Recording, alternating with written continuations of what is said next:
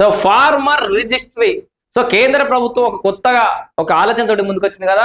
దేశవ్యాప్తంగా ఉన్నటువంటి రైతులు ఈ రిజిస్ట్రేషన్లు చేసుకోవాలి. వాళ్ళ డేటా వల్ల వాళ్ళకి ఇవ్వాల్సినటువంటి బెనిఫిట్స్ కావచ్చు, ప్రభుత్వం తీసుకోవాల్సిన సంస్కరణల విషయంలో కానీ అన్ని రకాలుగా ఉపయోగపడుతుందని ఫార్మర్స్ రిజిస్ట్రేషన్ చేసుకోమన్నారు కదా. అట్లా ఫార్మర్ రిజిస్ట్రీలో తెలంగాణ దేశంలోనే టాప్ పోయింది. తెలంగాణ సర్కారు వ్యవసాయ శాఖ మంత్రి దీన్ని ప్రతిష్టాత్మకంగా తీసుకొని చాలా సీరియస్ గా ముందు తీసుకుపోయినట. 100% లక్ష్యాన్ని చేరిన రాష్ట్రం, ప్రతిష్టాత్మకంగా తీసుకున్న రాష్ట్ర ప్రభుత్వం. ఎప్పటికప్పుడు మంత్రి తుమ్మల నాగేశ్వరరావు సమీక్షలు, రాష్ట్రం కృషిని అభినందించిన కేంద్రం. ఏం చేసింది కేంద్ర ప్రభుత్వం? ఈ రిజిస్ట్రీలో ఇంత ఫాస్ట్ గా 100% లక్ష్యాన్ని చేరుకోవడంతో 422.64 కోట్ల రూపాయల ప్రోత్సాహకాన్ని తెలంగాణ రాష్ట్ర సర్కార్కి అందించింది కేంద్ర ప్రభుత్వం. ఇక్కడ చూడండి, కేంద్రం నిర్దేశించిన 39,77,791 మంది రైతుల నమోదు లక్ష్యానికి బదులుగా రాష్ట్రం 43,59,371 మంది రైతులు నమోదు చేసి 110% లక్ష్యాన్ని చేరుకుంది.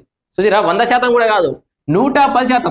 39 లక్షల చిల్లర రైతుల నమోదు చేద్దాం అనుకుంటే 43 లక్షల పైచిలకు రైతుల డేటాను వీళ్ళు తీసుకోగలిగారు. ఈ అత్యుత్తమ పనితీరు గుర్తించిన కేంద్ర ప్రభుత్వం ప్రత్యేక కేంద్ర సహాయం కింద రాష్ట్రానికి 422.64 కోట్ల రూపాయల ప్రోత్సాహకాన్ని మంజూరు చేసిందట. సో మొత్తానికి ఫార్మర్ రిజిస్ట్రీ కార్యక్రమాన్ని రాష్ట్ర ప్రభుత్వం ప్రతిష్టాత్మకంగా తీసుకున్న విషయం మనందరూ తెలిసిందే. So farmer unique ID. So మొత్తానికి రాష్ట్రంలోని మొత్తం పట్టాదారులు 73.82 లక్షల రైతులు ఉన్నారు. దాంట్లో కేంద్రం నిర్దేశించిన లక్ష్యం 39 లక్షల పైజీలకు, తెలంగాణ సాధించింది 43 లక్షల పైజీలకు. సాధించిన లక్ష్యం శాతం ఎంత? 110%. సో మొత్తానికి అయితే ఇది క్షేత్రస్థాయిలో రైతులకి అన్ని విషయాల్లో ప్రభుత్వం నుంచి అండదండలు అందడానికి అయితే ఉపయోగపడుతుంది.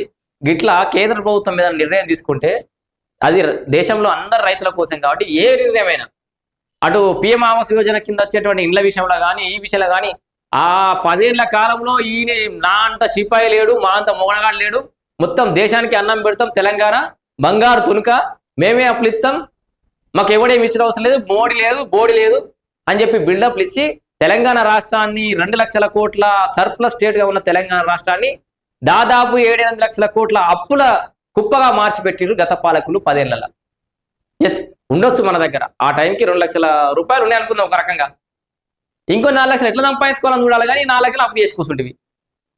మా అంతా మునగాడు లేడు సిపాయి ఏడాటివి, మోడీతోటి నీ ఇంట్లో పంచ నీ పొలిటికల్ గెయిన్ కోసం తెలంగాణ రాష్ట్ర ప్రయోజనాలు తాకట్టు పెట్టిన కేసీఆర్ కేంద్ర ప్రభుత్వంతో సఖ్యత లేకుండా, అసలు ఢిల్లీకి ఎప్పుడు చక్కగా పోకుండా, ఇప్పుడు వీళ్ళు ప్రతి పనికి ఢిల్లీకి, కేంద్ర ప్రభుత్వం ఢిల్లీలో ఉంది కాబట్టి పోయి మోడీని కలిస్తే వీళ్ళు గిన్నిసార్లు రేవంత్ రెడ్డి ఢిల్లీకి వెళ్ళాడు, చెప్రాస్ లెక్క పని చేయాలి, ముఖ్యమంత్రి అంటే ఆయన చెప్రాస్ లెక్క పని చేయాలి, మీ లెక్క ఫామ్ హౌస్లో వండుకోవద్దు.